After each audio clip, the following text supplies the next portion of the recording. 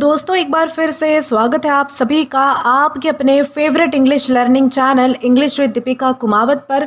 दोस्तों आज के इस वीडियो में हम डिस्कस करने जा रहे हैं द हिंदू एडिटोरियल का वोकैब एनालिसिस। आशा करती हूँ कि आप इन सेशंस के साथ रेगुलरली जुड़ रहे हैं और इनका बेनिफिट भी उठा रहे हैं, क्योंकि इन सेशंस का मकसद है आपकी वोकैब पावर को और ज़्यादा इन्हांस करना।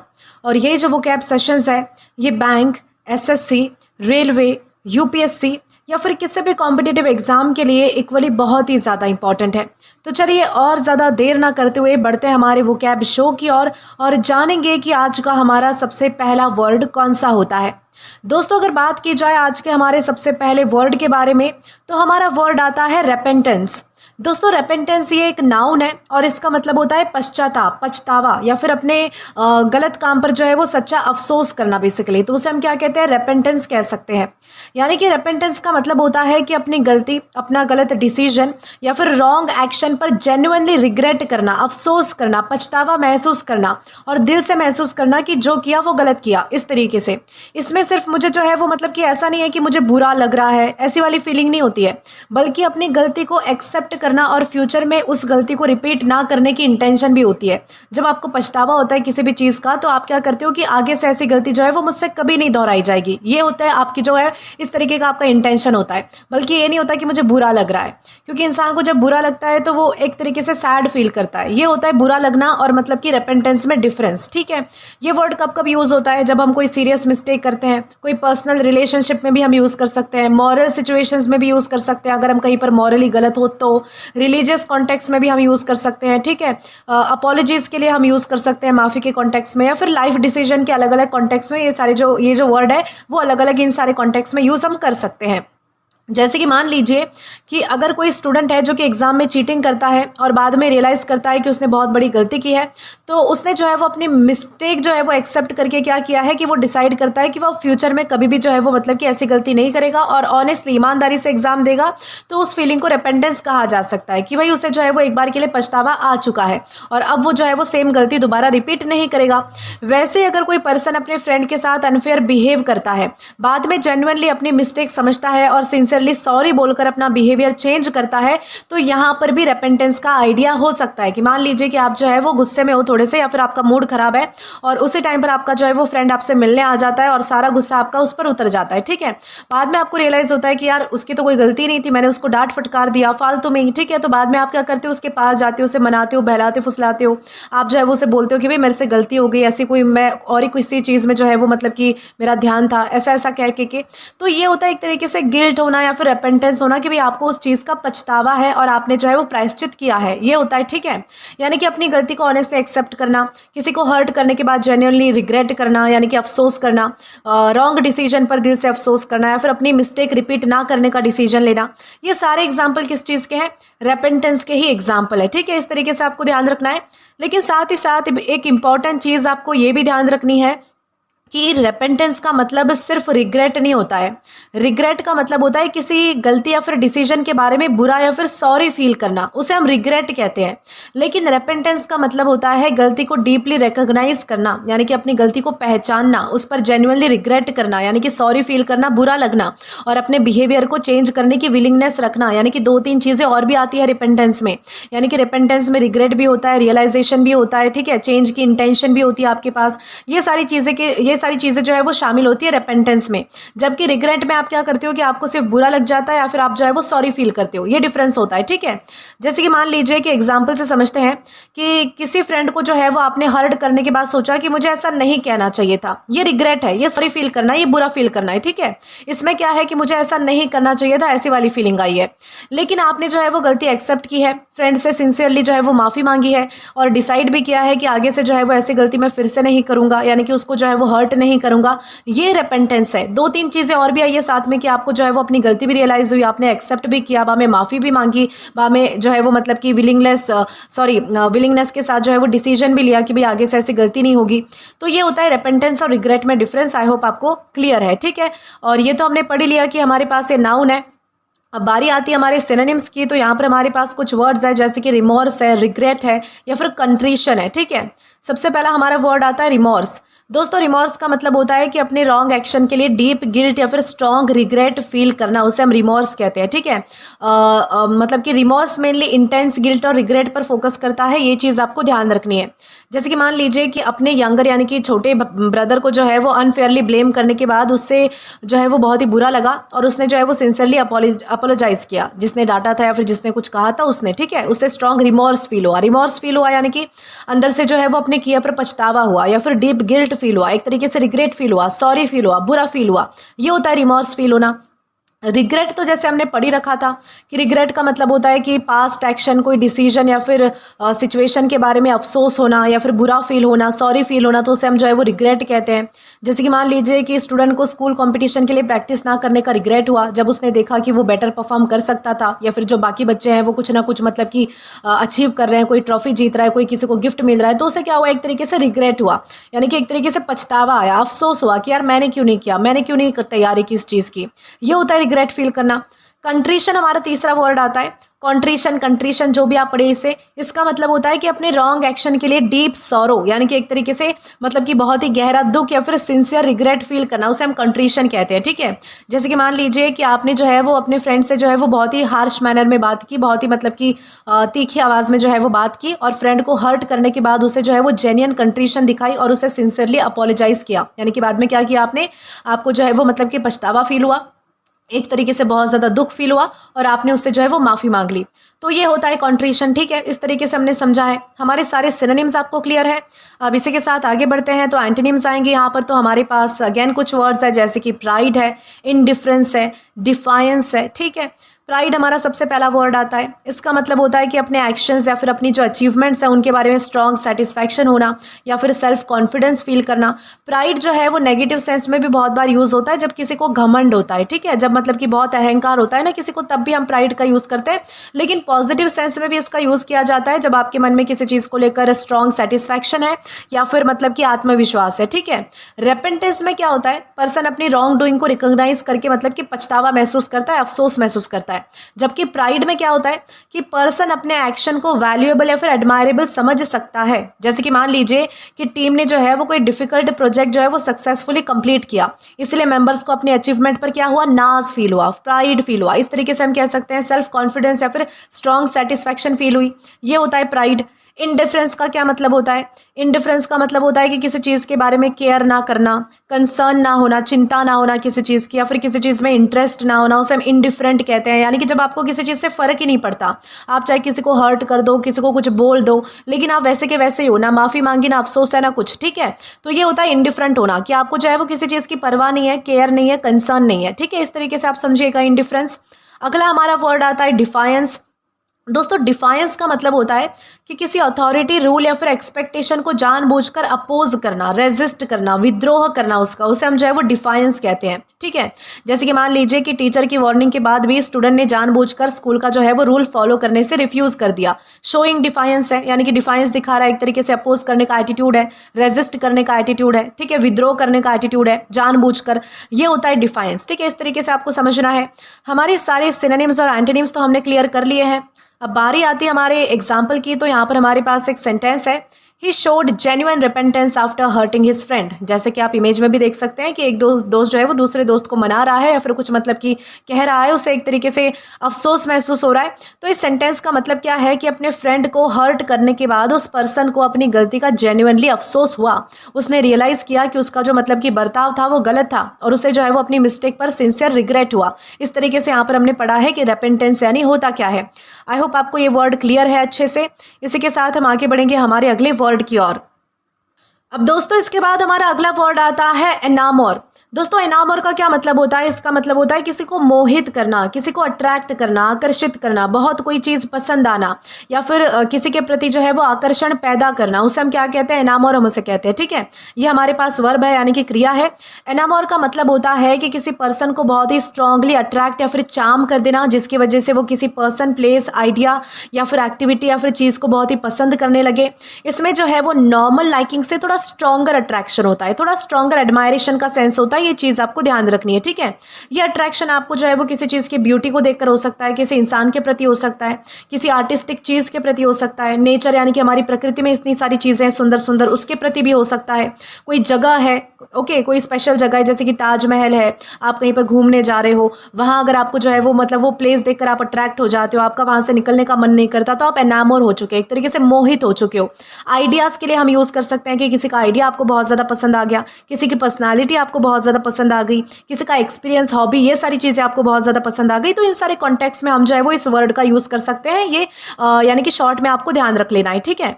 जैसे कि एग्जाम्पल से समझते हैं, जैसे कि मान लीजिए कि अगर कोई स्टूडेंट एक साइंस एग्जीबिशन में अमेजिंग रोबोट देखता है और उस टेक्नोलॉजी से इतना ज़्यादा इंप्रेस हो जाता है कि वो रोबोटिक्स को अपना फेवरेट सब्जेक्ट मान लेता है, तो कहा जा सकता है कि भाई exhibition enamoured him with robotics, इस तरीके से कि भाई एग्जीबिशन ने जो है वो रोबोटिक्स के प्रति उसके अंदर जो है वो आकर्षण यानी कि अट्रैक्शन पैदा कर दिया, उसे मोहित कर दिया एक तरीके से, ओके। यानी कि एक तरीके से जैसे हम कहते हैं ना कि आप पूरी तरीके से किसी चीज़ में दंग हो चुके हो, यानी कि आपको जो है वो होशो हवास नहीं है, उस तरीके का ये वर्ड है, इस तरीके से आप ध्यान रखिएगा।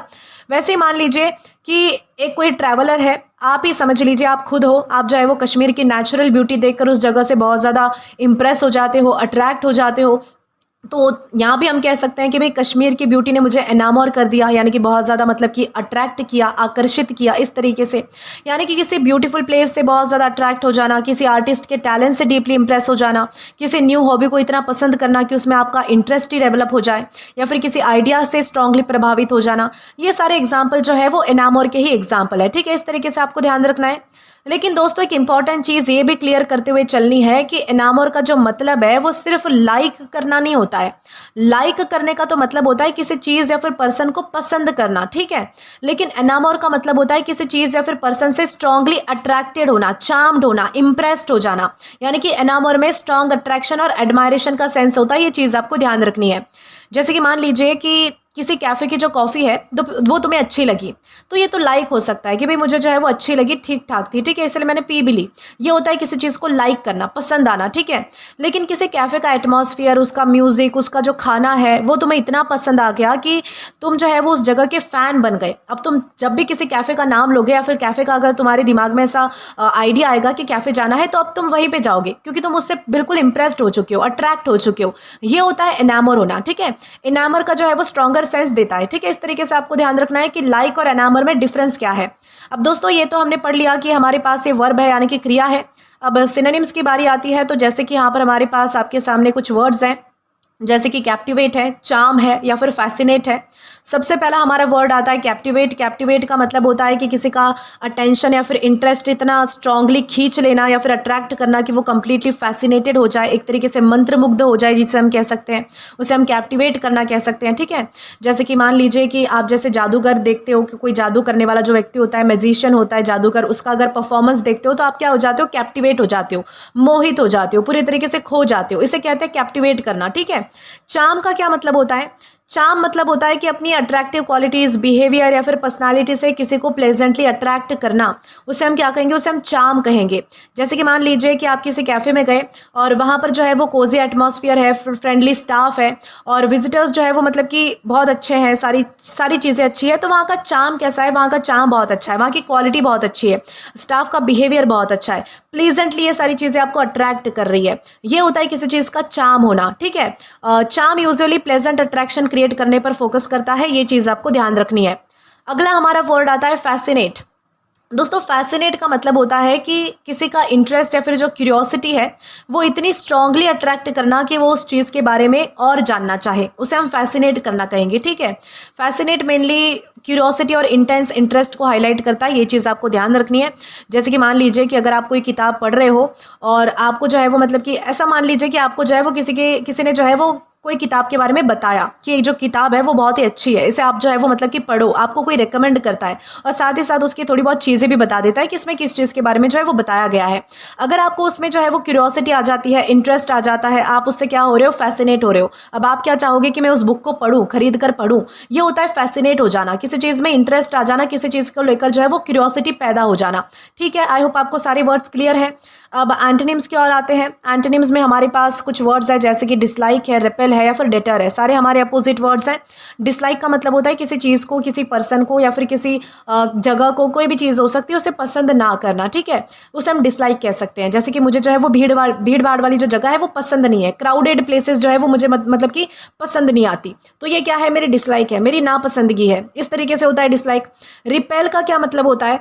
रिपेल का मतलब होता है किसी को स्ट्रांगली अनअट्रैक्टिव या फिर अनप्लेजेंट लगना, कोई चीज़ जिसकी वजह से वो उससे दूर भागने लगे या फिर दूर रहना चाहे, उसे हम कहते हैं रिपेल, ठीक है। जब कोई आपको चीज़ जो है वो अनअट्रैक्टिव लगती है, अनप्लेजेंट लगती है, तो उसे हम क्या कहेंगे, रिपेल कहेंगे।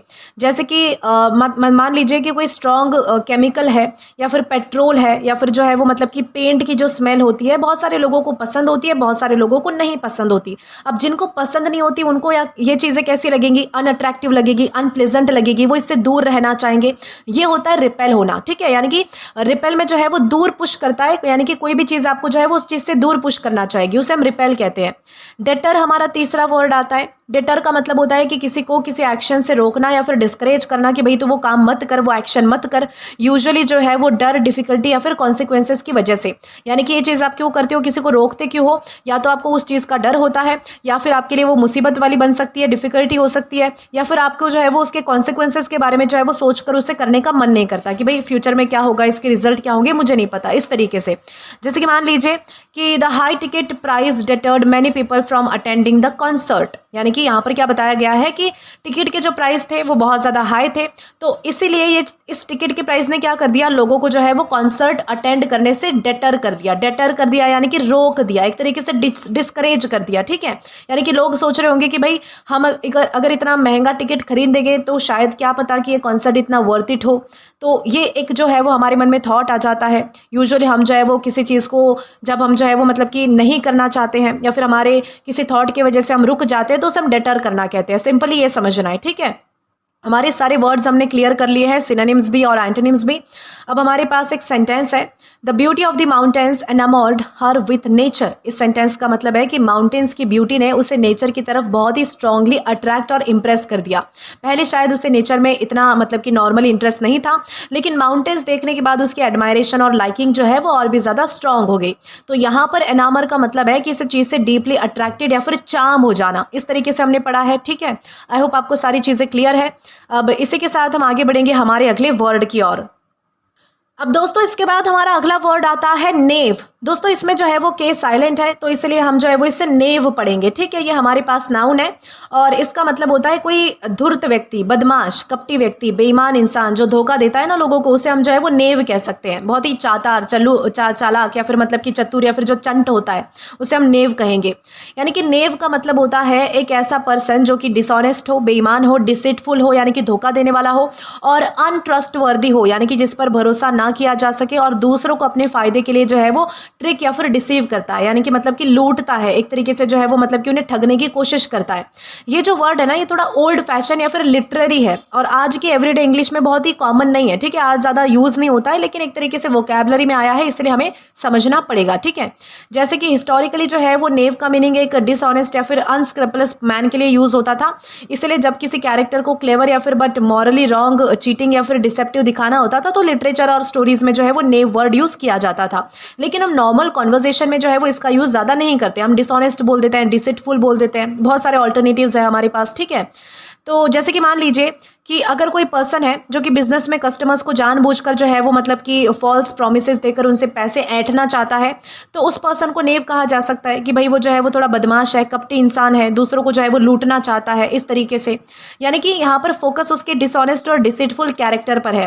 वैसे किसी स्टोरी में कैरेक्टर दूसरे लोगों को ट्रिक करके अपना बेनिफिट लेता है तो नरेटर उसे जो है वो नेव कह सकते हैं। स्टोरीज की बात करें अगर हम तो ठीक है, इस तरीके से भी होता है नेव, यानी कि दूसरों को ट्रिक करके अपना फायदा उठाना, झूठे प्रोमिसेस करके लोगों को मिसलीड करना, गुमराह करना, चीटिंग या फिर डिसऑनेस्ट बिहेवियर रखना, या फिर अपने बेनिफिट के लिए दूसरों को ठगना, डिसीव करना। ये सारे जो एग्जाम्पल ये किस चीज़ के हैं, नेव होने के ही एग्जाम्पल है, ठीक है।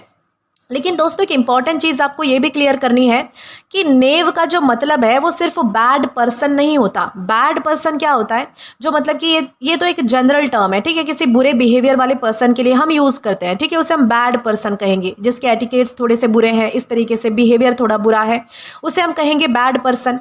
लेकिन नेव होता है स्पेसिफिकली अ डिसऑनेस्ट, डिसीटफुल और अनट्रस्टवर्दी पर्सन, यानी कि नेव में डिसऑनेस्टी होती है और ट्रिकरी का सेंस ज़्यादा होता है। जब इंसान किसी को जो है वो मतलब कि बेईमानी से मतलब कि ठगता है, लोग उस पर भरोसा नहीं कर सकते, तो ये वाला सेंस जो है वो नेव में ज़्यादा होता है। जैसे कि हम एग्जाम्पल से समझेंगे, मान लीजिए कि कोई पर्सन जो है वो रूड है।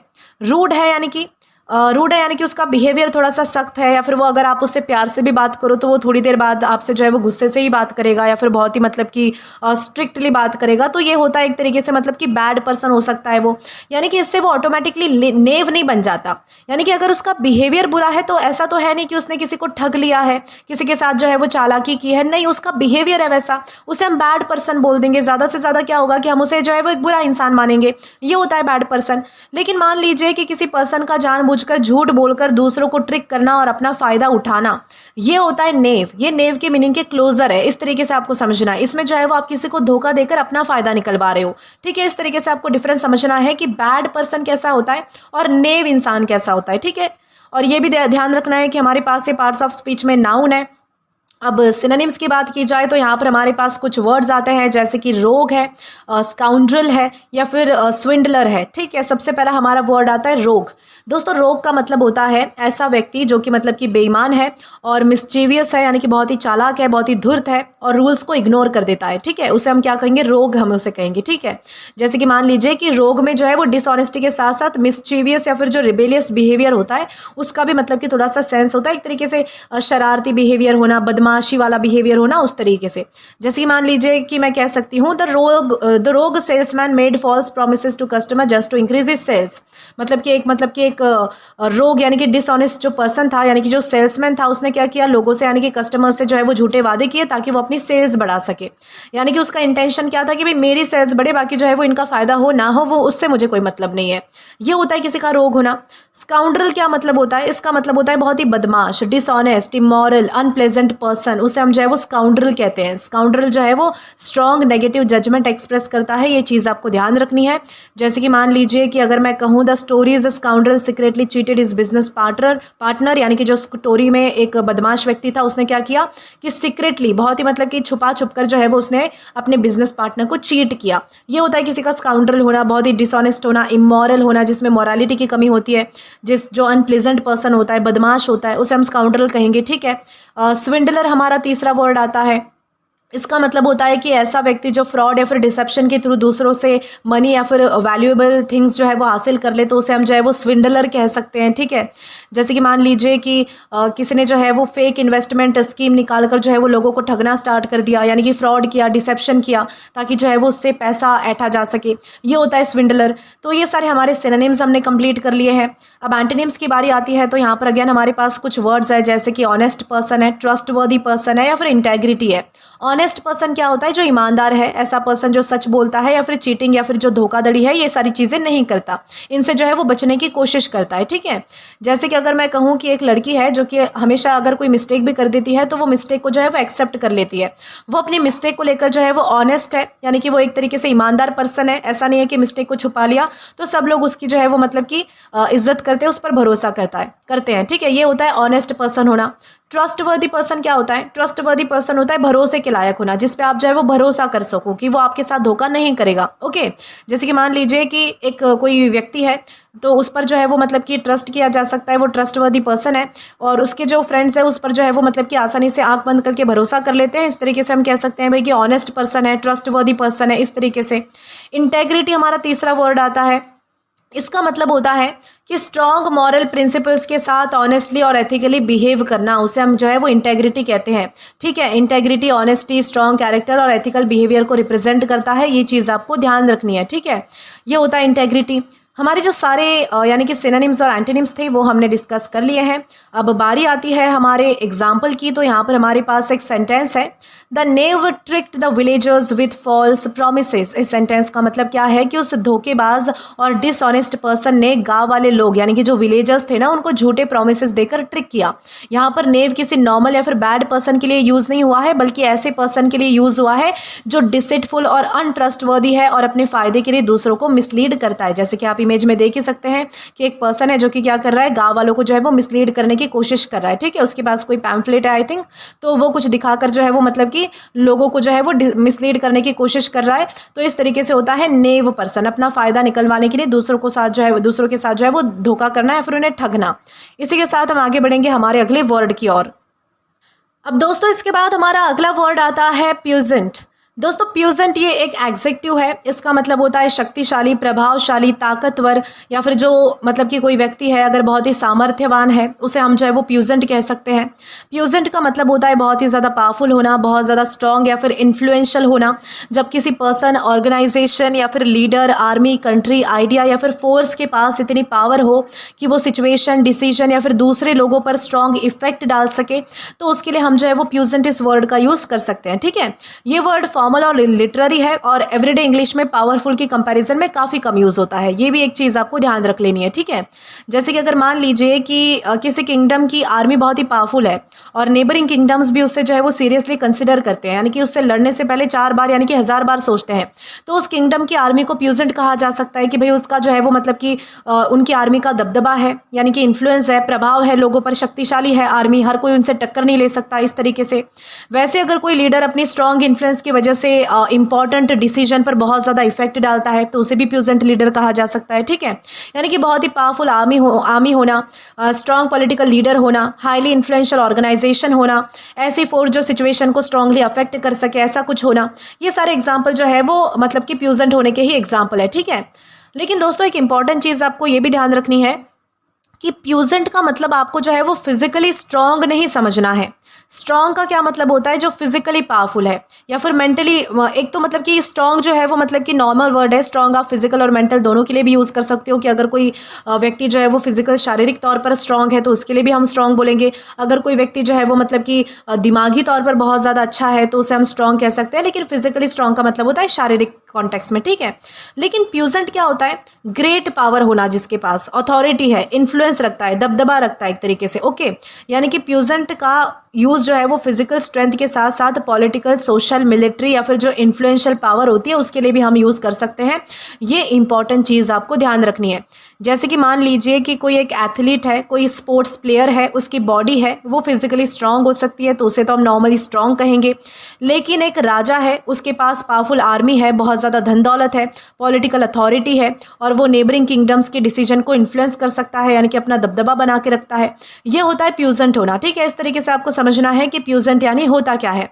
और जैसा कि हमने जाना कि हमारे पास पार्ट्स ऑफ स्पीच में एग्जेक्टिव है, अब सिनोनिम्स की बात करेंगे तो यहाँ पर हमारे पास वर्ड्स आते हैं जैसे कि पावरफुल है, माइटी है या फिर पोटेंट है। सबसे पहला हमारा वर्ड क्या आता है, पावरफुल। बहुत ही बेसिक वर्ड है, जिसके पास बहुत ही स्ट्रेंथ होती है, अथॉरिटी होती है, इन्फ्लुएंस होता है, तो उसे हम पावरफुल कहते हैं। ठीक है, कोई पावरफुल कंपनी हो सकती है, कोई पावरफुल व्यक्ति भी हो सकता है, उस सेंस में हम यूज़ करेंगे।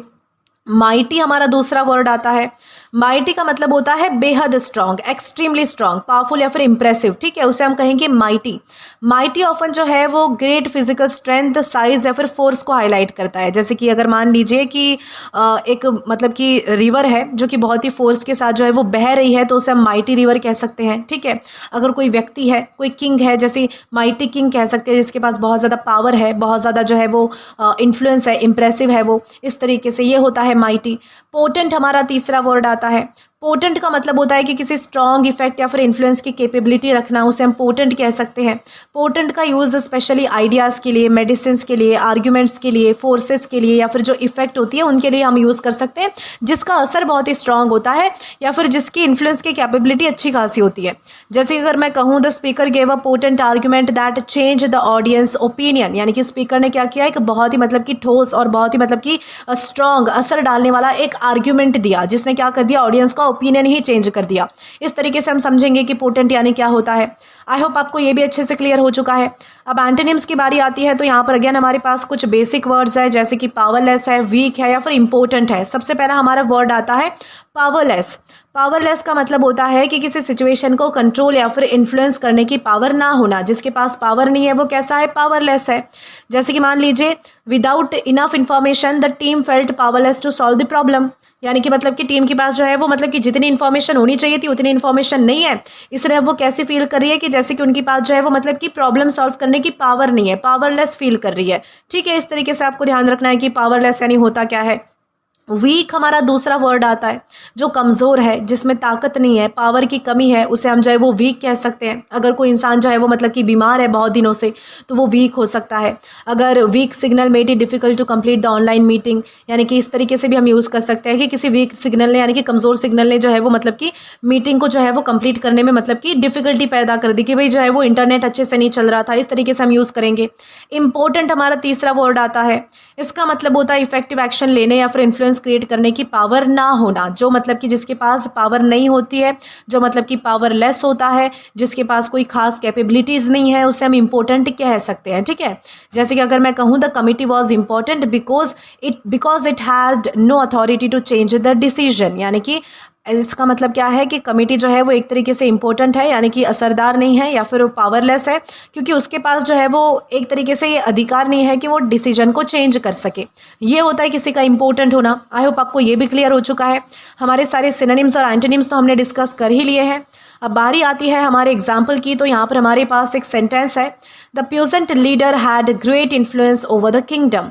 इस सेंटेंस का मतलब है कि एक बहुत ही पावरफुल और इन्फ्लुएंशियल लीडर है, जिसका किंगडम के इंपॉर्टेंट डिसीजन पर स्ट्रॉन्ग कंट्रोल या फिर मतलब कि दबदबा है, इन्फ्लुएंस है, असर है। यहाँ पर प्यूजेंट का मतलब सिर्फ फिजिकली स्ट्रॉन्ग होने से नहीं है, बल्कि अथॉरिटी, पावर या फिर इन्फ्लुएंस रखने से है। ठीक है, इस तरीके से हमने यूज़ किया है कि प्यूजेंट यानी होता क्या है। अब दोस्तों इसके बाद हमारा अगला वर्ड आता है इम्ब्यू। दोस्तों इम्ब्यू ये वर्ब है, इसका मतलब होता है भर देना। ठीक है, किसी गुण या फिर भावना को भर देना, किसी चीज़ में विशेष गुण डालना। ठीक है, कोई ट्रेट डालना या फिर मतलब कि कोई प्रभाव डालना, उसे हम जो है वो इम्ब्यू कह सकते हैं।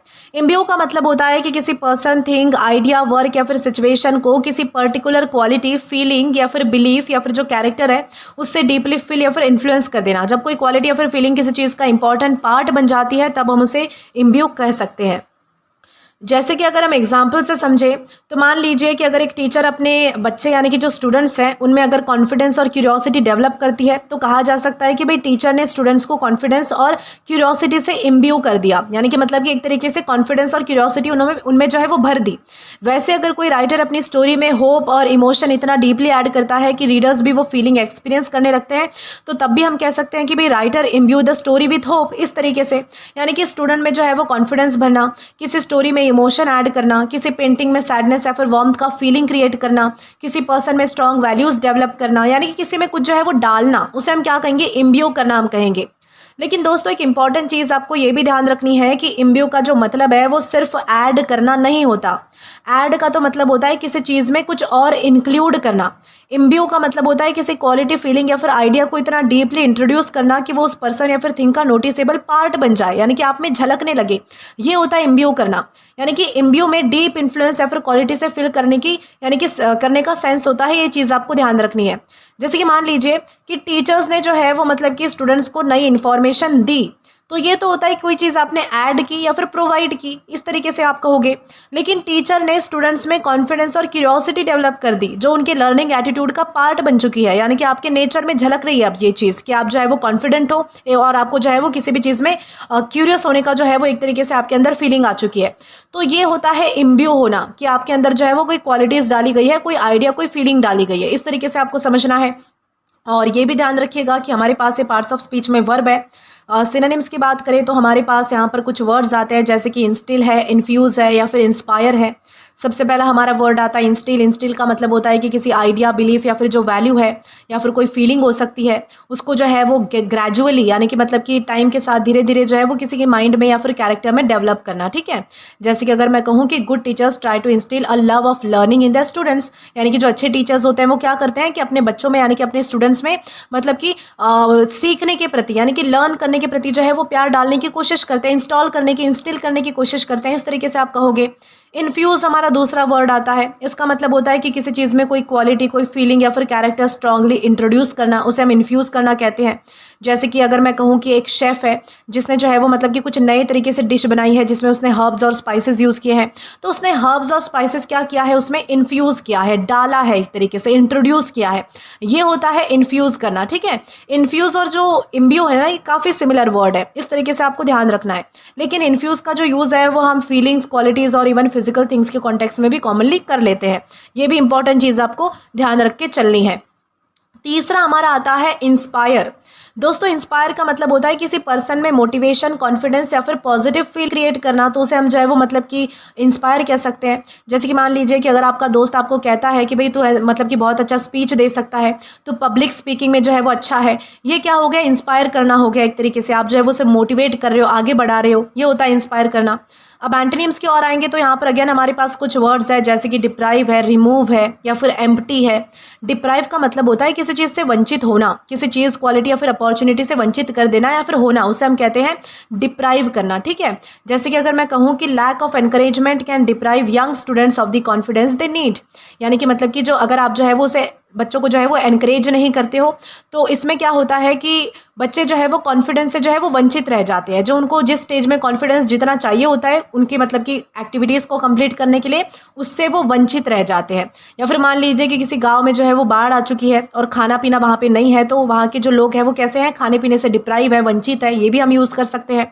रिमूव हमारा दूसरा वर्ड आता है। रिमूव का मतलब होता है कि हटा देना, दूर कर देना, उसे हम रिमूव कहते हैं। एम्प्टी हमारा तीसरा वर्ड है। इसका मतलब होता है कि खाली कर देना, कोई प्लेस हो सकती है, कोई सिचुएशन, कोई कंटेनर, कुछ भी हो सकता है जिसे आप खाली कर देते हो, तो उसे हम जो है वो खाली करना यानी कि एम्प्टी करना कहेंगे। तो हमारे जो सारे सिनोनिम्स और जो एंटोनिम्स हैं वो तो हमने डिस्कस कर लिए।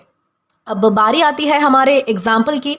तो यहाँ पर हमारे पास एक सेंटेंस है, the teacher imbue her student with confidence and curiosity, यानी कि टीचर ने जो है वो अपने स्टूडेंट्स के अंदर कॉन्फिडेंस और क्यूरियोसिटी डेवलप कर दी, यानी कि भर दी एक तरीके से। ये सिर्फ उन्हें जो है वो कॉन्फिडेंस के बारे में बताना नहीं था, बल्कि उनके एटीट्यूड और पर्सनालिटी में कॉन्फिडेंस और लर्निंग के लिए जो क्यूरियोसिटी है उसका स्ट्रॉन्ग सेंस डेवलप करने से था। इस तरीके से हमने समझा है कि इम्ब्यू यानी होता क्या है, ठीक है। इसी के साथ हम आगे बढ़ेंगे हमारे अगले वर्ड की ओर। दोस्तों, इसके बाद हमारा अगला वर्ड आता है पेस्टिलेंट। दोस्तों, पेस्टिलेंट ये एक एग्जेक्टिव है। इसका मतलब होता है ऐसी कोई चीज़ जो महामारी फैलाती है, संक्रामक है यानी कि एक तरीके से छूने से फैलती है, हानिकारक है, विषैली है यानी कि जहरीली है, या फिर बहुत ही नुकसानदायक है। तो इन सारे कॉन्टेक्स्ट में हम जो है वो पेस्टिलेंट का यूज़ कर सकते हैं। यानी कि पेस्टिलेंट का मतलब होता है कोई ऐसी चीज़ जो बीमारी, इन्फेक्शन या फिर जो सीरियस हार्म है, यानी कि कोई बहुत ही नुकसान है, उसे स्प्रेड करे, फैलाए, या फिर बहुत ही हार्मफुल या फिर डिस्ट्रक्टिव हो। इस वर्ड का जो यूज़ है वो ट्रेडिशनली ऐसी बीमारियाँ या फिर ऐसे सब्सटेंसेस, ऐसी कंडीशन या फिर सिचुएशन के लिए यूज़ होता है जो लोगों के हेल्थ या फिर वेलबींग के लिए डेंजरस हो सकती है, ठीक है। इसका एक फिगरेटिव मीनिंग भी होता है कि जहाँ पेस्टिलेंट का यूज़ ऐसे किसी पर्सन, आइडिया या फिर हैबिट के लिए या फिर इन्फ्लुएंस के लिए यूज़ किया जाता है जो सोसाइटी या फिर किसी सिचुएशन के लिए एक्सट्रीमली हार्मफुल या फिर डिस्ट्रक्टिव हो सके, ठीक है। ये वर्ड फॉर्मल, लिटरेरी और समवॉट ओल्ड फैशन है, और एवरीडे इंग्लिश में जो है वो हम हार्मफुल यूज़ करते हैं, इन्फेक्शियस यूज़ करते हैं या फिर डेंजरस यूज़ करते हैं। ये सारी चीज़ें ज़्यादा कॉमन है, लेकिन पेस्टिलेंट भी आपको जो है वो ध्यान रख लेना है, ठीक है। जैसे कि मान लीजिए कि अगर किसी एरिया में कंटेमिनेटेड वाटर की वजह से डेंजरस जो है वो बीमारियाँ फैल रही है, तो हम कह सकते हैं कि भाई डिसीज़ को जो है वो पेस्टिलेंट कहा जा सकता है, कि वो बीमारी कैसी है, बहुत ही ज़्यादा हानिकारक है, बहुत ही ज़्यादा नुकसानदायक है, विषैली है, जहरीली है, इस तरीके से। वैसे अगर कोई हार्मफुल हैबिट यंग पीपल पर रिपीटेडली नेगेटिव इफेक्ट डाल रही है, तो लिटरेचर में उस हैबिट को पेस्टिलेंट इन्फ्लुएंस कहा जा सकता है। जैसे कि आजकल सोशल मीडिया है, मोबाइल का ज़्यादा यूज़ है, ये क्या करती है, हमारी एक तरीके से आदत बन चुकी है, जो कि हमारी जो यंगर जनरेशन है उनको क्या कर रही है, स्पॉइल कर रही है। तो इस तरीके से उससे भी हम जो है वो पेस्टिलेंट इन्फ्लुएंस कह सकते हैं कि भाई जो सोशल मीडिया है वो बच्चों पर पेस्टिलेंट प्रभाव डाल रहा है, इस तरीके से। यानी कि बीमारी स्प्रेड करने वाली कंडीशन, हेल्थ के लिए हार्मफुल इन्वायरमेंट या फिर बहुत ही डिस्ट्रक्टिव इन्फ्लुएंस होना, सोसाइटी के लिए कोई हार्मफुल आदत या फिर कोई आइडिया, ये सारे एग्जाम्पल हमारे पेस्टिलेंट होने के ही एग्जाम्पल है। लेकिन दोस्तों, ये भी चीज़ आपको समझकर चलनी है कि पेस्टिलेंट का मतलब सिर्फ डेंजरस नहीं होता है। डेंजरस मतलब होता है किसी भी टाइप का रिस्क, किसी भी टाइप का डेंजर क्रिएट करने वाला, उसे हम डेंजरस कहते हैं। लेकिन पेस्टिलेंट का मतलब होता है स्पेशली जो बीमारी फैलाने वाला होता है, या फिर जो एक्सट्रीमली हार्मफुल या फिर डिस्ट्रक्टिव होता है, जो हमारे नेचर को ख़राब कर सकता है। यानी कि हमने जो दूसरा कॉन्टेक्स्ट हमने समझा था कि जो चीज़ हमारी आदत बन जाती है या फिर जो ख़राब आदत होती है, उस तरीके से भी। यानी कि पेस्टिलेंट में बीमारी, हार्मफुल इन्फ्लुएंस या फिर जो वाइड स्प्रेड डैमेज होता है, उनका स्ट्रॉन्गर सेंस होता है। ये चीज़ आपको ध्यान रखनी है। जैसे कि मान लीजिए कि रोड पर जो है वो स्लिपरी सरफेस है और एक्सीडेंट का रिस्क है, तो ये भी तो डेंजरस है। इसमें हमने बीमारी नहीं पड़ी, कोई हार्मफुल इन्फ्लुएंस नहीं पड़ा, लेकिन एक तरीके से ये भी तो चीज़ डेंजरस ही होगी कि अगर जो है वो रोड पर जो है वो मतलब कि फिसलन है तो कोई भी गिरकर जो है वो फिसल सकता है, बड़ा सा एक्सीडेंट, मेजर एक्सीडेंट हो सकता है। तो ये होता है डेंजरस होना। लेकिन कंटामिनेटेड वाटर की वजह से बीमारियां फैल रही है कि दूषित है वाटर में गंदगी जा रही है, तो ये होता है पेस्टिलेंट। ये है पेस्टिलेंट सिचुएशन। इस तरीके से आपको डिफरेंस समझना है कि कोई चीज़ डेंजरस कैसे होती है और पेस्टिलेंट कैसे होती है, ठीक है। अब इसी के साथ आगे बढ़े तो यहाँ पर हम हमारे सिनोनिम्स को डिस्कस करेंगे। हमारे पास कुछ वर्ड्स है जैसे कि इन्फेक्शियस है, कंटेजियस है या फिर हार्मफुल है। सबसे पहला हमारा वर्ड आता है इन्फेक्शियस। इन्फेक्शियस का मतलब होता है ऐसी बीमारी जो एक पर्सन से दूसरे पर्सन तक स्प्रेड हो सकती है, ठीक है, उसे हम इन्फेक्शियस कहते हैं। जैसे कि मान लीजिए कि the doctor warn that the infectious illness could spread quickly through the school, यानी कि अगर बच्चा है, कोई बीमार हो चुका है, तो डॉक्टर ने उसे जो है वो वार्न किया है कि भाई ये जो बीमारी है अगर ये स्कूल जाएगा तो बाकी बच्चों को भी फैल सकती है, तो इसलिए इसे घर पे ही रखो। यानी कि इन्फेक्शियस क्या होता है, जब इन्फेक्शन फैल जाता है आपके छूने से, बातें करने से, मुंह के द्वारा या फिर किसी भी तरीके से, तो उसे हम इन्फेक्शियस कह सकते हैं। कंटेजियस क्या होता है, कंटेजियस का मतलब होता है ऐसी बीमारियां या फिर ऐसी कंडीशन जो easily person to person spread हो सके। यानी कि जब आप मान लीजिए कि आपको सर्दी खांसी हो रही है, आप किसी से बात कर रहे हो, किसी को टच कर रहे हो, आपको फीवर है, कोल्ड है, तो उसे भी हो सकता है। ये होती है कंटेजियस चीज़ें, यानी कि जो मतलब कि आपके छूने से या फिर आपके जो है वो बोलने से फैल जाए, ठीक है, जर्म्स की वजह से, बैक्टीरिया की वजह से। हार्मफुल हमारा तीसरा वर्ड आता है। हार्मफुल का मतलब होता है कि किसी पर्सन, एनिमल, इन्वायरमेंट या फिर सिचुएशन को डैमेज या फिर हार्म पहुंचाने वाला, उसे हम हार्मफुल कह सकते हैं। जैसे कि बहुत ज़्यादा पोल्यूशन हमारे नेचर के लिए, हमारी हेल्थ के लिए हार्मफुल है, इस तरीके से हम कहेंगे ये होता है हार्मफुल होना, हानिकारक होना, नुकसानदेह होना, ठीक है। अब एंटोनिम्स को हम डिस्कस करेंगे। यहाँ पर हमारे पास कुछ वर्ड्स है जैसे कि हार्मलेस है, बेनिफिशियल है या फिर हेल्दी है, ठीक है। जैसे कि सबसे पहला वर्ड है हार्मलेस। हार्मलेस का मतलब होता है जो चीज़ किसी को डैमेज नहीं पहुंचाती है, किसी को इंजरी नहीं पहुंचाती है या फिर किसी को नुकसान नहीं पहुंचाती है, तो उसे हम क्या कहेंगे, हार्मलेस कहेंगे। जैसे कि जो छोटे कीड़े मकोड़े होते हैं वो दिखने में बहुत ही भयंकर होते हैं, लेकिन वो किसी को जो है वो बेचारे मतलब कि हार्म नहीं करते, किसी को नुकसान नहीं पहुंचाते, ये होता है, यानी कि वो हार्मलेस है। इस तरीके से बेनिफिशियल हमारा दूसरा वर्ड आता है। बेनिफिशियल का मतलब होता है कि भाई जो चीज़ आपके लिए फ़ायदेमंद है, एडवांटेजस है, यूज़फुल है, हेल्पफुल है, उसे हम बेनिफिशियल कहेंगे। जैसे कि रोज़ जो है वो मतलब कि पढ़ना या फिर रोज़ जो है वो रीडिंग करना, ये क्या है, आपके लिए बेनिफिशियल हो सकता है, फ़ायदेमंद हो सकता है, कहीं ना कहीं तो आपको फ़ायदा मिलेगा इसका, ये होता है बेनिफिशियल होना। हेल्दी क्या होता है, जिसकी हेल्थ अच्छी है, गुड हेल्थ को प्रमोट करना या फिर मेंटेन करने वाला, गुड कंडीशन में होना, उसे हम हेल्दी कहते हैं। जैसे कि मान लीजिए कि अच्छा खाना खाना, रेगुलर एक्सरसाइज करना, ये क्या करती है, आपकी हेल्दी लाइफस्टाइल को सपोर्ट करती है, तो ये होता है किसी का हेल्दी होना। बहुत ही बेसिक वर्ड्स है, ठीक है। अब सारे हमारे जो सिनोनिम्स और एंटोनिम्स है वो हमने डिस्कस कर लिए हैं। अब बारी आती है हमारे एग्जाम्पल की, तो यहाँ पर आप देख सकते हैं, the polluted water created a pestilent environment in the village. जैसे कि आपको इमेज में भी दिख रहा है कि पानी जो है वो बहुत ही गंदा है और लोग जो है वो बीमार भी हो सकते हैं या फिर बहुत ज़्यादा तकलीफ हो सकती है। तो इस सेंटेंस का मतलब है कि भाई जो दूषित पानी है उसकी वजह से गाँव में बहुत सारी हार्मफुल और डिसीज रिलेटेड कंडीशंस क्रिएट हो गई थी, यानी कि बीमारियाँ फैल गई थी या फिर प्रॉब्लम्स यानी कि हो रही थी या फिर हो सकती थी। इस तरीके से हमने समझा है कि पेस्टिलेंट यानी होता क्या है। अब इसी के साथ हम आगे बढ़ेंगे हमारे अगले वर्ड की ओर। अब दोस्तों इसके बाद हमारा अगला वर्ड आता है स्प्लाइस। दोस्तों स्प्लाइस का क्या मतलब होता है, इसका मतलब ये, तो सबसे पहले ये चीज़ समझिए कि वर्ब के सेंस में भी हम यूज़ कर सकते हैं और नाउन की तरह भी इसका यूज़ किया जा सकता है। जब हम वर्ब की बात करते हैं तो इसका मतलब होता है किसी चीज़ को जोड़ना, दो हिस्सों को जोड़कर एक करना या फिर काटे हुए हिस्सों को जोड़ लेना, उसे हम क्या कहेंगे, वर्ब के सेंस में हम जो है वो उसे स्प्लाइस कहेंगे। नाउन के सेंस में भी इसका यही मतलब है कि जोड़, दो हिस्सों को जोड़ने का स्थान, उसे हम स्प्लाइस कह सकते हैं नाउन के सेंस में। यानी कि स्प्लाइस का मतलब है कि दो अलग पीसेस, किसी पार्ट्स को, किसी वायर को, रोप्स को, कोई फिल्म हो सकती है, कोई अदर मटेरियल्स होते हैं, उनको जो है वो एक तरीके से जोड़ना कि वो एक कंटिन्यूअस प्लेस बन जाए, ठीक है, पीस बन जाए या फिर कोई चीज़ बन जाए, ठीक है। इसमें यूजुअली दो पार्ट्स को केयरफुली कनेक्ट किया जाता है। जैसे कि आप इमेज में देख सकते हैं कि एक व्यक्ति है जो कि दो वायर को कनेक्ट कर रहा है ताकि उसे जो है वो एक बनाया जा सके।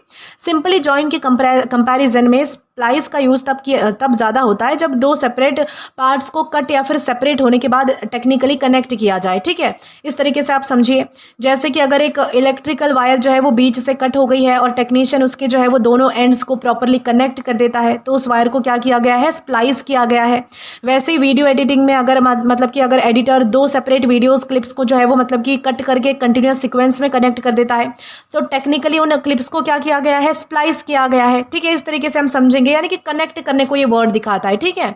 लेकिन दोस्तों एक इंपॉर्टेंट चीज़, स्प्लाइस और जॉइन करने में डिफरेंस होता है, यानी कि स्प्लाइस करना सिर्फ जॉइन करना नहीं होता। जॉइन करना मतलब होता है किसी भी दो चीज़ों को कनेक्ट कर देना, लेकिन स्प्लाइस का मतलब होता है दो सेपरेट पीसेस को स्पेसिफिकली कनेक्ट करके एक कंटिन्यूअस पीस बना देना, ठीक है। जैसे कि मान लीजिए कि दो स्टूडेंट्स हैं जो एक प्रोजेक्ट पर मतलब कि साथ काम कर रहे हैं, तो उन्होंने क्या किया है, दे जॉइन द प्रोजेक्ट उनका सेपरेट है लेकिन साथ काम एक साथ कर रहे हैं। लेकिन मान लीजिए कि एक टेक्नीशियन है जो कि दो मतलब कि कटे हुए वायर्स को दो कटे हुए वायर्स के एंड को केयरफुली कनेक्ट कर रहा है, तो वो क्या कर रहा है, स्प्लाइस कर रहा है। वायर एक ही था, पहले कट हुआ, फिर उससे जो है वो जॉइन किया गया, यानी कि जो चीज़ पहले एक ही थी लेकिन वो बीच में कट हो गई या फिर किसी वजह से टूट गई, उससे ही अगर आप जोड़ रहे हो तो उसके लिए हम स्प्लाइस यूज़ करेंगे। लेकिन अगर कोई दो सेपरेट चीज़ें हैं जिसे आप जोड़ने की कोशिश करोगे तो उसे हम जॉइन कह सकते हैं, ठीक है। डिफरेंस आपको समझना है। अब सिनोनिम्स की ओर आते हैं तो यहाँ पर हमारे पास कुछ वर्ड्स हैं, जैसे कि जॉइन है, कनेक्ट है या फिर कंबाइन है। जॉइन का मतलब होता है कनेक्ट करना, कंबाइन करना, यानी कि ये तीनों वर्ड्स एक ही तरीके के वर्ड्स हैं। जॉइन, कनेक्ट, कंबाइन, यानी कि किसी चीज़ को जोड़ देना बेसिकली, ठीक है। लिंक करना, एक हिस्सा बनाना, पूरा बनाना, उसे हम जो है वो जॉइन, कनेक्ट या फिर कंबाइन कह सकते हैं। एंटोनिम्स में हमारे पास कुछ वर्ड्स आते हैं, जैसे कि सेपरेट है, डिसकनेक्ट है या फिर डिटैच है। सेपरेट का तो मतलब होता है कि अलग कर देना, ठीक है। जैसे कि मान लीजिए कि टेक्नीशियन ने जो है वो कोई केबल जो है वो अलग कर दी है तो उसे हम सेपरेट करना कहेंगे। डिसकनेक्ट का मतलब होता है कि किसी कनेक्टेड थिंग को कनेक्शन तोड़ देना, तो उसे हम जो है वो डिसकनेक्ट करते हैं। जैसे कि मान लीजिए कि अगर आप जो है वो आपका वाईफाई जो है वो मतलब कि हटा देते हो, आपने जो है वो फ़ोन काफ़ी यूज़ कर लिया और आपको अब जो है वो करने का मन नहीं है यूज़, तो आप क्या कर रहे हो, वाईफाई से जो है वो अपना नेट डिसकनेक्ट कर रहे हो, ये होता है डिसकनेक्ट करना। डिटैच का क्या मतलब होता है कि किसी अटैच पार्ट को मेन ऑब्जेक्ट से अलग कर देना, ठीक है, उसे हम क्या कहेंगे, डिटैच कहेंगे, ठीक है। जो चीज़ पहले जुड़ी हुई है मेन पार्ट से लेकिन आप उसे हटा दे रहे हो तो उसे हम क्या कहेंगे, डिटैच करना कहेंगे। जैसे कि मान लीजिए कि आपके पास जो है वो सूटकेस है, बहुत ही अच्छा सूटकेस है, और उसे जो है वो मतलब कि उसका जो हैंडल है वो थोड़ा सा ख़राब हो चुका है। हैंडल उस पर लगकर ही आया था लेकिन आपने जो है वो उसे हटा दिया क्योंकि वो ख़राब हो चुका है, ये होता है डिटैच कर लेना, ठीक है, यानी कि किसी पार्ट को रिमूव कर लेना, उसे हम डिटैच कहेंगे। आई होप आपको सारे सिनोनिम्स और एंटोनिम्स क्लियर है। अब बारी आती है हमारे एग्जाम्पल की, तो यहाँ पर हमारे पास एक सेंटेंस है, the technician splice the two cables to restore the connection. इस सेंटेंस का मतलब है कि जो टेक्नीशियन है उसने दो सेपरेट केबल्स को केयरफुली कनेक्ट किया ताकि कनेक्शन दोबारा काम कर सके। यहाँ पर स्प्लाइस का मतलब सिंपली केबल्स को पास रखने से नहीं था, बल्कि उन्हें सेपरेट बल्कि उनके जो सेपरेट एंड्स है, यानी कि जो अलग अलग उनके जो मतलब कि यानी कि जो वायर्स थे या फिर जो केबल थे उनको प्रॉपरली कनेक्ट करके एक वर्किंग कनेक्शन बनाने से था। इस तरीके से हमने जो है वो स्प्लाइस इस वर्ड का मीनिंग समझा है, ठीक है। इसी के साथ हम आगे बढ़ेंगे। अब दोस्तों इसके बाद हमारा अगला वर्ड आता है प्रिगिश। दोस्तों प्रिगिश का क्या मतलब होता है, ये हमारे पास एग्जेक्टिव है और इसका मतलब होता है कि अपने नैतिक विचारों पर ज़रूरत से ज़्यादा घमंड करने वाला, यानी कि दूसरों को जो है वो मतलब कि जो इंसान नैतिक रूप से नीचा समझता है उसे हम क्या कहेंगे, उसे हम जो है वो प्रिगिश कहेंगे। प्रिगिश का मतलब होता है कि ऐसा पर्सन जो अपनी मॉरालिटी, अपने मैनर्स या फिर अपने गुड बिहेवियर को लेकर बहुत ही ज़्यादा सेल्फ राइटियस होता है या फिर अक्सर दूसरों के बिहेवियर को जज करने लगता है। ऐसा पर्सन क्या करता है कि खुद को मॉरली सुपीरियर समझ लेता है, ठीक है, और छोटी छोटी बातों पर जो है वो दूसरों को लेक्चर या फिर क्रिटिसाइज करने लगता है, तो उसे हम प्रिगिश कहते हैं। ये वर्ड यूजुअली जो है वो नेगेटिव सेंस में यूज होता है। इसका मतलब ये नहीं है कि पर्सन जेन्युइनली गुड या फिर डिसिप्लिन है, बल्कि प्रॉब्लम ये है कि वो अपने गुडनेस को शो ऑफ करता है या फिर दूसरों को जज करने लगता है, ठीक है। ये होता है प्रिगिश होना। जैसे कि मान लीजिए कि अगर एक कोई स्टूडेंट है जो कि हर बार अपने क्लासमेट को इसलिए क्रिटिसाइज करता है क्योंकि वो उसके अकॉर्डिंग प्रॉपर बिहेव नहीं कर रहा और बार बार अपनी गुड मैनर्स का एग्जाम्पल देता है कि मेरे जैसा बनो, मैं कैसा रहता हूँ वैसा बनो, तो उसका बिहेवियर कैसा है, प्रिगिश है। वैसे अगर कोई पर्सन हर कॉन्वर्जेशन में दूसरों को बताता रहता है कि क्या राइट है क्या रॉन्ग है, जैसे कि उसे ही सबसे ज़्यादा पता है और बाकी लोग जो है वो ऐसे ही पागल है, तो खुद को जो है वो सबसे ज़्यादा मॉरली सुपीरियर समझता है अगर वो, तो उसे भी हम जो है वो प्रिगिश कह सकते हैं। ओके, यानी कि हर बात में दूसरों को मॉरल लेक्चर देना, खुद को दूसरों से मॉरली बेटर समझना, दूसरों की छोटी छोटी मिस्टेक्स को अननेसेसरीली जज कर देना, या फिर अपनी जो अच्छाइयाँ हैं उनको जो है वो ज़्यादा मतलब कि बड़ा चढ़ा कर बताना, दूसरों से ऊपर बताना, ये सारे एग्जाम्पल जो है वो प्रिगिश होने के ही एग्जाम्पल्स है, ठीक है। लेकिन दोस्तों एक इंपॉर्टेंट चीज़ आपको ये समझनी है कि प्रिगिश का मतलब सिर्फ गुड मैनर्स नहीं होता है। गुड मैनर्स होते हैं जो रिस्पेक्टफुली और पोलाइटली बिहेव भी करे, ठीक है। गुड मैनर्स तो यहीं से शुरुआत होती है कि आप जो है वो सबसे पहले तो पोलाइटली बिहेव करो, रिस्पेक्टफुली बिहेव करो। जबकि प्रिगिश क्या होता है कि अपने मैनर्स या फिर मोरालिटी को लेकर इतना सेल्फ राइटियस होना कि दूसरों को जज करे या फिर लेक्चर करना, मतलब कि लेक्चर देना शुरू कर दे, ठीक है। यानी कि गुड बिहेवियर पॉजिटिव हो सकता है लेकिन प्रिगिश बिहेवियर में सुपीरियरिटी या फिर जजमेंट का नेगेटिव सेंस होता है। ये चीज़ आपको ध्यान ध्यान रखनी है। जैसे कि मान लीजिए कि एग्जाम्पल से समझेंगे, अगर कोई स्टूडेंट क्लास में क्वाइटली बिहेव करता है, टीचर्स की रिस्पेक्ट करता है, ये कैसे मैनर्स है, ये गुड मैनर्स है। वही स्टूडेंट हर बार क्लासमेट को लेक्चर देता है कि तुम लोग मेरे जैसे डिसिप्लिन क्यों नहीं रहते, तो ये क्या है, ये मॉरली इन्फीरियर समझना दूसरों को, ठीक है, और खुद को सुपेरियर समझना होता है, ठीक है, ये होता है प्रिगिश बिहेवियर, ठीक है। इस तरीके से आपको ध्यान रखना है कि गुड मैनर्स होने में और प्रिगिश होने में डिफरेंस क्या है, ठीक है। अब सिनोनिम्स की ओर आते हैं, तो यहाँ पर हमारे पास वर्ड्स हैं जैसे कि सेल्फ राइटियस है, मॉरलिस्टिक है या फिर सैंक्टिमोनियस है। सबसे पहला हमारा वर्ड आता है सेल्फ राइटियस। सेल्फ राइटियस का मतलब होता है खुद को मॉरली करेक्ट समझना और दूसरों को मॉरली रॉन्ग समझना, ठीक है, उसे हम कहते हैं सेल्फ राइटियस होना। यानी कि आपका जो समझना है आपके या फिर आपका जो आइडिया है वो सही है और बाकी लोग गलत है, बाकी लोग पागल है, इस तरीके से जब आप समझते हो वो होता है सेल्फ राइटियस होना। जैसे कि अगर मैं कहूँ कि his self righteous attitude made every group discussion feel like a moral lecture, यानी कि उसका जो सेल्फ राइटियस एटीट्यूड है कि भाई हर बार जो है वो वही समझ यानी कि सही समझता है या फिर वही सही है, वो क्या करता है कि हर डिस्कशन को यानी कि हर ग्रुप डिस्कशन को एक तरीके से मॉरल लेक्चर बना देता है, जैसे कि हमें समझाने बैठा हो कि क्या सही है और क्या गलत है इस दुनिया में। ये होता है सेल्फ राइटियस होना। मॉरलिस्टिक क्या मतलब होता है, इसका मतलब होता है मॉरलिटी और राइट रॉन्ग के रूल्स पर बहुत ज़्यादा फोकस करना, स्पेशली जब पर्सन दूसरों को जज करे या फिर लेक्चर करे। यानी कि जब आपको कोई ये समझा रहा है कि क्या गलत है क्या सही है, जैसे कि आपको पता ही नहीं है, राइट रॉन्ग के जो रूल्स है आपको समझाने बैठ गया है, तो उसे हम जो है वो मतलब कि मॉरलिस्टिक कह सकते हैं। इस तरीके से आप ध्यान रखिएगा। सैंक्टिमोनियस हमारा तीसरा वर्ड आता है। सैंक्टिमोनियस का मतलब होता है कि ऐसे बिहेव करना जैसे पर्सन बहुत ही मॉरली गुड है, specially in a way that seems fake और हिपोक्रिटिकल, ठीक है, इस तरीके से। जैसे कि सैंक्टिमोनियस में फेक और हिपोक्रिटिकल गुडनेस का सेंस ज़्यादा होता है, ये चीज़ आपको ध्यान रखनी है, ठीक है। हमारे जो सारे सिनोनिम्स है वो हमने डिस्कस कर लिए हैं। अब बारी आती है हमारे एंटोनिम्स की, तो यहाँ पर हमारे पास कुछ वर्ड्स हैं जैसे कि हम्बल है, ओपन माइंडेड है या फिर टॉलरेंट है। हम्बल का मतलब होता है अपनी एबिलिटीज़ या फिर क्वालिटीज़ को लेकर अननेसेसरीली मतलब कि ज़रूरत से ज़्यादा प्राउड ना होना या फिर दूसरों को रिस्पेक्ट देना, यानी कि जिसमें घमंड नहीं होता है ना, उसे हम हम्बल कह सकते हैं। ओपन माइंडेड क्या होता है, इसका मतलब होता है different ideas, different opinions, way of thinking को बिना इमीडिएटली जज किए कंसिडर करना कि भाई हो सकता है कि मेरी थिंकिंग अलग है किसी चीज़ को लेकर, आपकी थिंकिंग अलग है, तो मैं उसे जज क्यों करूं, मैं आप पर क्यों थोपूं कि मेरी थिंकिंग ही सही है और आपकी थिंकिंग गलत है। ओपन माइंडेड इसे कहते हैं कि मैं आपकी भी बातें सुनूंगी और आपकी भी जो पॉइंट्स है वो कंसिडर कर सकती हूँ, ताकि हो सकता है कि वो भी सही हो, ये होता है ओपन माइंडेड होना। टॉलरेंट का क्या मतलब होता है, जो दूसरों के ओपिनियंस, हैबिट या फिर बिहेवियर को रिस्पेक्टफुली सहन कर जाता है, एक्सेप्ट कर लेता है, या फिर मतलब कि अगर आप जो है वो उनसे एग्री नहीं भी कर रहे हो, आपको जो है वो उनकी बातें अच्छी नहीं भी लग रही है, तो भी आप एक बार के लिए जो है वो उनकी बातें एक्सेप्ट कर लेते हो, तो उसे हम जो है वो टॉलरेंट होना कह सकते हैं, ठीक है। इस तरीके से ये हो गए हमारे सारे एंटोनिम्स कंप्लीट।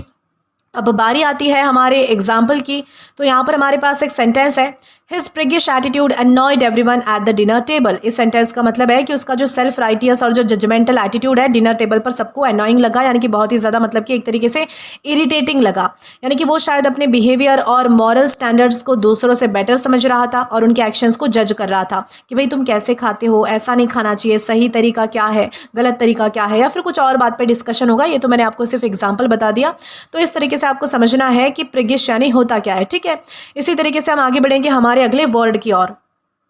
दोस्तों इसके बाद हमारा अगला वर्ड आता है सिकोफेंट। दोस्तों ये नाउन है, इसका मतलब होता है चापलूस, खुशामदी व्यक्ति या फिर किसी शक्तिशाली यानी कि जो पावरफुल व्यक्ति होता है उसकी झूठी तारीफ करके अपना फ़ायदा उठाने वाला। जैसे कि हमने बहुत सारे वर्ड्स पढ़े हैं पिछले दिनों में, फ्लैटरी एक ऐसा वर्ड है, आप अगर चापलूसी करते हो किसी की तो उस सेंस में जो है वो हम यूज़ करेंगे।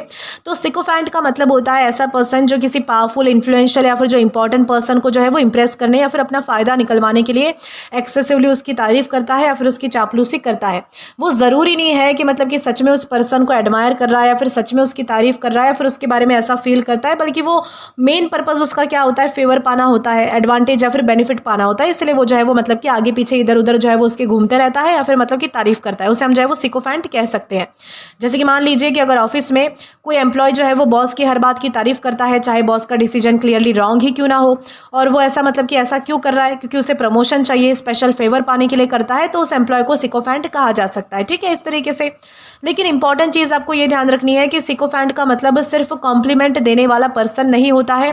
कॉम्प्लीमेंट क्या होता है, जो सच में आप तारीफ करते हो, ठीक है, दिल से तारीफ करते हो। अगर आपको किसी ने बोला है कि आप बहुत ज़्यादा अच्छे लग रहे हो, तो वो सच तारीफ हो सकती है कि भाई आप जेन्युइनली अच्छे लग रहे हो। लेकिन सिकोफेंट क्या होता है, जो अपना फ़ायदा निकलवाने के लिए किसी की तारीफ करता है, ठीक है। जैसे कि मैंने आपको बता दिया कि जैसे कि अगर मान लीजिए कि आपके फ्रेंड ने आपको कहा कि your drawing is really good, यानी कि आपकी जो ड्राइंग है वो बहुत ही यानी कि काफ़ी अच्छी है, बहुत अच्छी है, मुझे पसंद आई, ये कॉम्प्लीमेंट है, ये जेन्युइन असली तारीफ़ है, सच्ची तारीफ़ है। लेकिन जो है वो एम्प्लॉय बॉस के हर डिसीजन को जो है वो ब्रिलियंट बोलता है, आप ही हमेशा सही हो, आपके जैसा तो कोई नहीं है, अगर ये सारी चीज़ें अगर वो बोलता है, उसकी चापलूसी करता है, ये क्या है, ये बेसिकली जो है वो सिकोफेंटिक बिहेवियर है। इस तरीके से आपको ध्यान रखना है। और ये भी ध्यान रखिएगा कि हमारे पास ये पार्ट्स ऑफ स्पीच में नाउन है।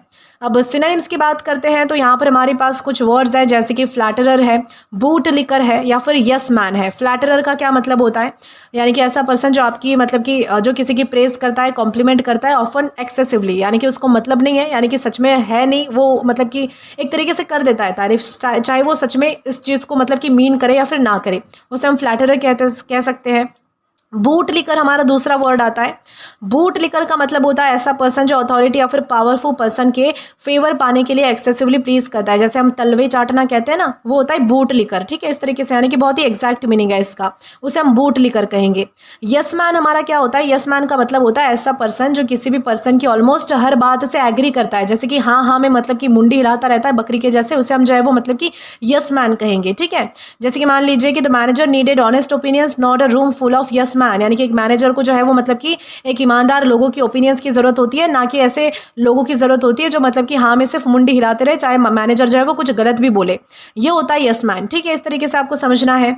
अब एंटोनिम्स की बारी आती है तो यहाँ पर हमारे पास वर्ड्स आते हैं, जैसे कि क्रिटिक है, इंडिपेंडेंट थिंकर है, या फिर ऑनेस्ट एडवाइजर है। क्रिटिक का मतलब होता है ऐसा पर्सन जो किसी काम को, किसी आइडिया को, डिसीजन को केयरफुली इवैल्यूएट करता है, अच्छे से देखता है, अगर वो गलत है तो गलत ही बताएगा, सही है तो सही बताएगा, उसे हम कहते हैं क्रिटिक, ओके। सिकोफेंट बिहेवियर, सिकोफेंट पर्सन क्या करता है कि चापलूसी करता है, वो गलत को सही भी बोल देगा, लेकिन क्रिटिक क्या करेगा, जो चीज़ जैसी है वैसी बताएगा।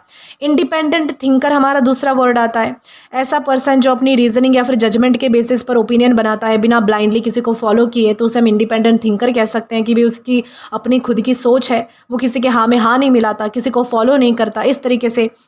ऑनेस्ट एडवाइज़र, ऑनेस्ट एडवाइज़र तो देख के पता चल रहा है जो मतलब कि आपको ऑनेस्ट एडवाइस देता है या फिर ट्रूथफुल एडवाइस देता है, इवन जब आप एडवाइस सुनना डिफ़िकल्ट हो तब भी, तो उसे हम ऑनेस्ट एडवाइज़र कह सकते हैं। तो ये जो सारे हैं हमारे एंटोनिम्स भी हमने डिस्कस कर लिए हैं। अब बारी आती है हमारे एग्जाम्पल की, तो यहाँ पर हमारे पास एक सेंटेंस है, the CEO surrounded himself with sycophants who praised every decision he made. इस सेंटेंस का मतलब है कि CEO के पास जो है वो ऐसे आसपास लोग थे जो उसके हर डिसीजन की एक्सेसिव तारीफ करते थे, चाहे डिसीजन सही हो या फिर गलत हो। उनका पर्पस क्या था, जेन्युइनली, मतलब कि ऐसा तो था नहीं कि भाई CEO की जो है वो मतलब कि तारीफ करनी है बहुत ज़्यादा भर भर के क्योंकि बहुत अच्छा है, नहीं, बल्कि उनको फेवर पाना था, प्रमोशन चाहिए, किसी को लीव चाहिए, किसी को क्या चाहिए, इसलिए वो अपने हिसाब से जो है वो मतलब कि तारीफ करते रहते हैं। तो ये होता है सिकोफेंट होना, ठीक है, इस तरीके से हमने समझा है। अब दोस्तों हमारे जो लगभग है वो सारे वर्ड्स हमने डिस्कस कर लिए हैं। अब एक आखिरी वर्ड बचता है हमारा, तो आइए जानते हैं कि वो आखिरी वर्ड हमारा कौन सा होता है। तो दोस्तों आज का हमारा लास्ट वर्ड आता है ट्रक्यूलेंट। दोस्तों ट्रक्यूलेंट का मतलब होता है उग्र, लड़ाकू, झगड़ालू, आक्रामक या फिर धमकी भरा, उसे हम जो है वो ट्रक्यूलेंट कहते हैं।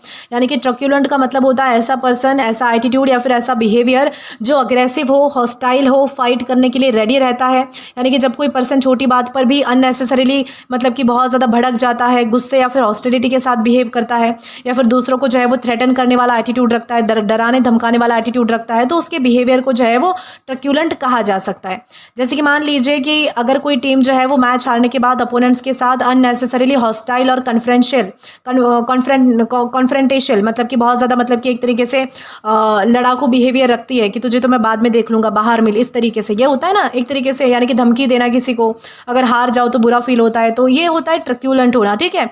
यानी कि हर बात पर आर्ग्यू करना, दूसरों को अग्रेसिवली चैलेंज करना, हॉस्टाइल एटीट्यूड रखना, कन्फ्लिक्ट के लिए अननेसेसरीली रेडी रहना, उसे हम ट्रक्यूलेंट कहते हैं। बहुत बार जो लोग हैं वो आपस में लड़ते फिरते ही रहते हैं, ऐसे ही रहते हैं। यानी कि अगर किसी को टच हो गया तो बेटा तूने मुझे टच कैसे किया, आप टच करके बता, वापस देखता हूं मैं तुझे, ये होता है ट्रक्यूलेंट होना, जो मतलब कि लड़ने के लिए तत्पर है, एक पैर पे तैयार है कि कब मुझे मौका मिले और कब मैं जो है वो किसी के साथ फंस जाऊं, ये होता है ट्रक्यूलेंट होना, ठीक है।